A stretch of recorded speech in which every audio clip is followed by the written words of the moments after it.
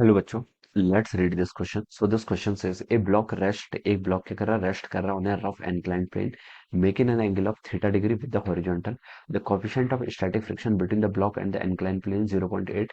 If the frictional force on the block is 10 newton, then the mass of the block in kg. आपको क्या बताना है? मास of the block यहाँ पर बताना है केजी में. ठीक है, तो चलिए बच्चों, इस क्वेश्चन का की कॉन्सेप्ट आप क्या लिख सकते हैं? The key concept of this question, आपको यहाँ पर मास of the block in KG बताना है.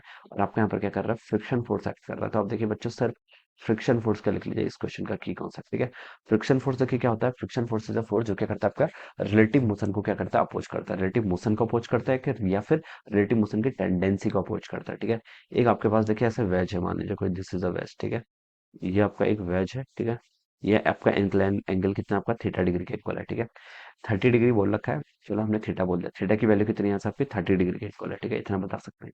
ए block rest on a rough inclined plane making an angle of theta with 30 with the horizontal. ये आपका कोई ब्लॉक है. ठीक है, this is the block. Alright, ये आपका क्या है, ब्लॉक है. ऑलराइट, अब देखिए बच्चों, क्या लिख सकते हैं?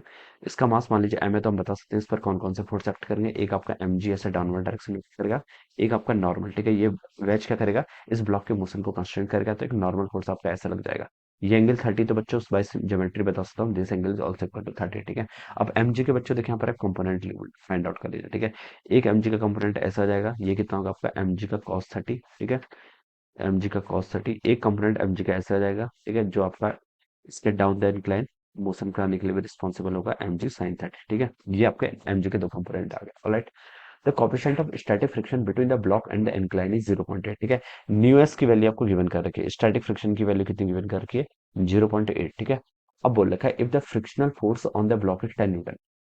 Okay, if the frictional force, आपको मास गिवन नहीं कर रहा. अच्छा, मास फाइंड आउट करके बताना है. ऑलराइट, तो देखिए बच्चों, आपको बता रखा है फ्रिक्शनल फोर्स कितना है. If the frictional force on the block is 10 Newton. ठीक है, देखिए ब्लॉक आपका रेस्ट पर है, रेस्ट पर है, तो हम बता सकते हैं इसमें फ्रिक्शनल फोर्स देखिए ऐसे एक्ट करेगा, this is the frictional force. और कौन सा फ्रिक्शनल फोर्स होगा आपका, स्टैटिक फ्रिक्शन फोर्स होगा. कौन सा होगा आपका, रेस्ट पे, तो हम बता सकते हैं स्टैटिक फ्रिक्शन फोर्स होगा. ठीक है, स्टैटिक फ्रिक्शन फोर्स के करस्पॉन्डिंग देखिए आपका क्या फॉर्मूला होता है, इट कैन नॉट बी. ठीक है, स्टैटिक फ्रिक्शन की वैल्यू होती है आपकी, ये होता है आपका mu into m g cos 30 के इक्वल. न्यू क्या आपका, mu into m g cos of 30. ठीक है, ये हम बता सकते हैं.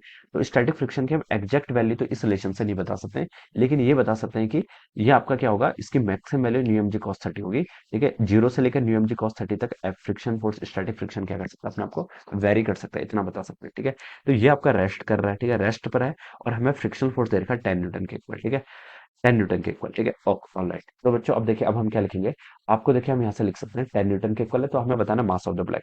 तो बच्चों देखिए, ये रेस्ट पर है, तो इसका मतलब एम जी साइन थीटा को कौन बैलेंस कर रहा है, ऊपर से फ्रिक्शन फोर्स, और उस फ्रिक्शन फोर्स का आपका मैग्नीट्यूड दे रखा है 10 न्यूटन. तो आप यहाँ पर लिख लीजिए, आपका एम जी साइन 30 बच्चों किसके इक्वल हो जाएगा, आंसर आपका 10 के इक्वल हो जाएगा, क्योंकि देखिए रेस्ट पर है. रेस्ट पर है तो देखिए हम बता सकते हैं एम जी साइन थीटा और 10 एक दूसरे को बैलेंस कर रहे होंगे. और कौन सा लग रहा है, देखिए बोला गया रेस्ट पर है, तो स्टैटिक फ्रिक्शन लेगा. तो आप जस्ट यहाँ पर से इतना बता दीजिए, इसकी आपको कोई जरूरत ही नहीं है. ठीक है, ये जस्ट आपको कंफ्यूज करने के लिए दिया हुआ है. ठीक है, स्टैटिक फ्रिक्शन का जो मैग्नीट्यूड दिया हुआ है, जस्ट कंफ्यूज करने के लिए दिया हुआ है.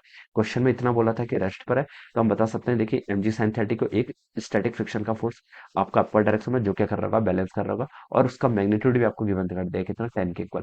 तो सिंपली आप एम जी साइन 30 को यहाँ पर 10 के इक्वल कर देना है. ये फोर्स नहीं लगाना है, ये आपको फोर्स की वैल्यू देता है, ये आपको लिमिट्स बताता है कि स्टैटिक फ्रिक्शन आपका जीरो से न्यू एम जी कॉस 30 के बीच पड़ेगा. एग्जैक्ट फॉर्मूला ये नहीं देता, यहाँ पर इनइक्वलिटी होल्ड कर रही है. ठीक है, तो इस चीज का ध्यान रखना है इस क्वेश्चन करते टाइम.